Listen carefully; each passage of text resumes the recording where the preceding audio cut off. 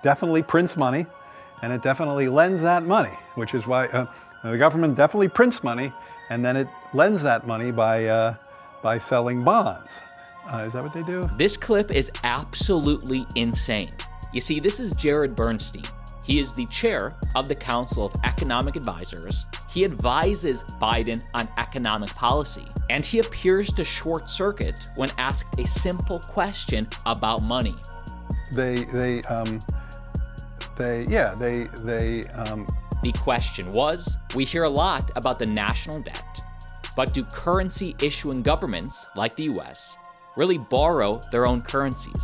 Watch today's whole video because at the end, I'll react to this. Also, there was a gold versus Bitcoin debate on Crypto Banter last night. This is emblematic of the fact that the economy is kind of a mirage.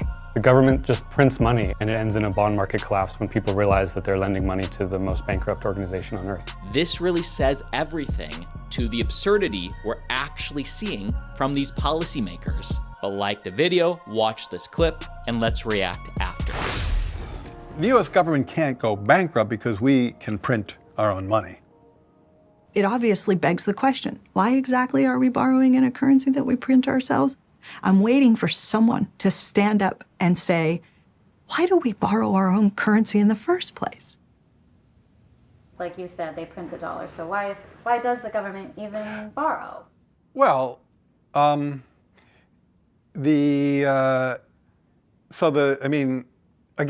some of this stuff gets, some of the language that some of the language and concepts are just confusing. I mean, the government definitely prints money, and it definitely lends that money, which is why the government definitely prints money, and then it lends that money by selling bonds. Is that what they do?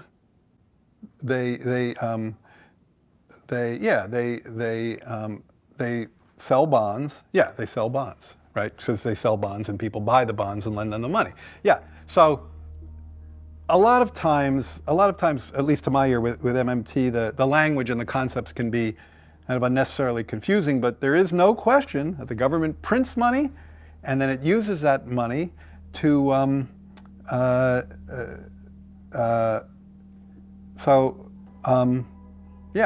guess I can't really talk. I don't get it. I don't know what they're talking about. Like, because it's like the government clearly prints money. It does it all the time, and it clearly borrows.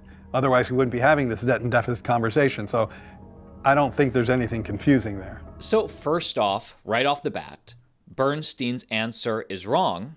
The government does not print money. The Federal Reserve prints money. Yes, the US Mint prints paper money, but only on behalf of the Federal Reserve. It's a small yet significant distinction, but somebody who advises on economic policy should know. But to me, the bigger issue is the incompetence. The people in charge really can't articulate how this system's supposed to work, how we get out of this overwhelming debt to the country. I'm an optimistic guy, but I also can do math. I can do math, and you can look at the debt of the government, and you can look at the economy and how it's growing and how it could potentially grow, and there's zero chance that this doesn't end in a bond market collapse, because there's no historical precedent, none, under which the federal government ever cuts spending other than the anomaly of after World War II.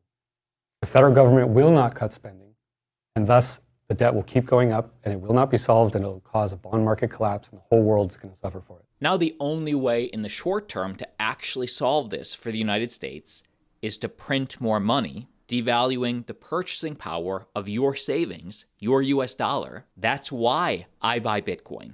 That's why Bitcoin solves this. And whether you're a gold bug or a Bitcoin believer, we all understand the problem the economy has right now. I don't think the economy is good at all. I think it's an illusion created by statistics. I think the reason that Biden is the most unpopular president in modern history, the reason Harris is the most unpopular vice president, is because the economy is lousy. In fact, that's where Biden scores the lowest, is on the economy.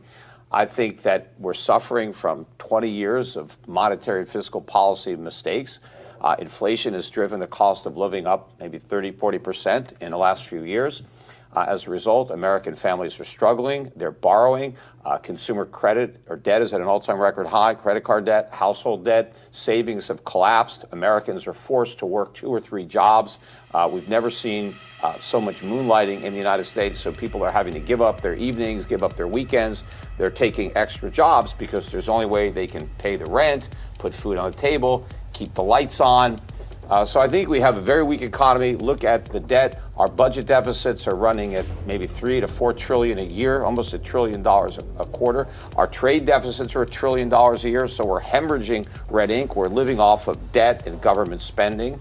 And I think we're benefiting from the fact that other countries are also suffering from the same monetary and fiscal policy mistakes, and that's causing people to take refuge in the dollar. So I think the dollar remains overvalued versus other fiat currencies. It's losing value in terms of purchasing power.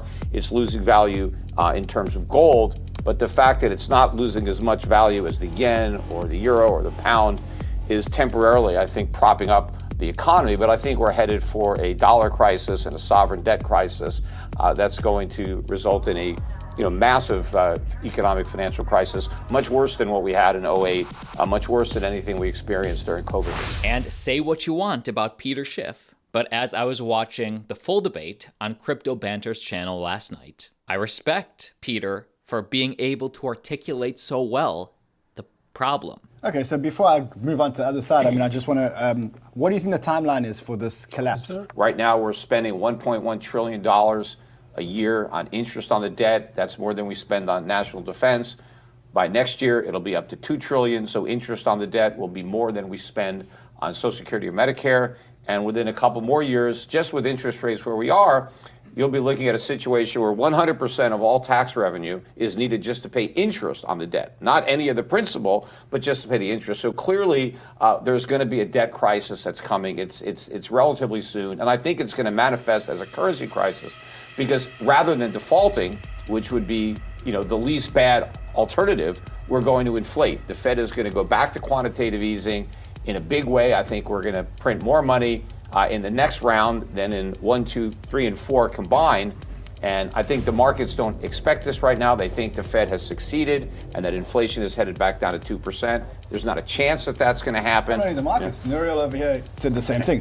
So the inflation of the US dollar is not going away. In fact, to get out of this crushing debt, the United States will only have to turn on the printers again. And while the answer is either gold or Bitcoin, that's being debated. I feel like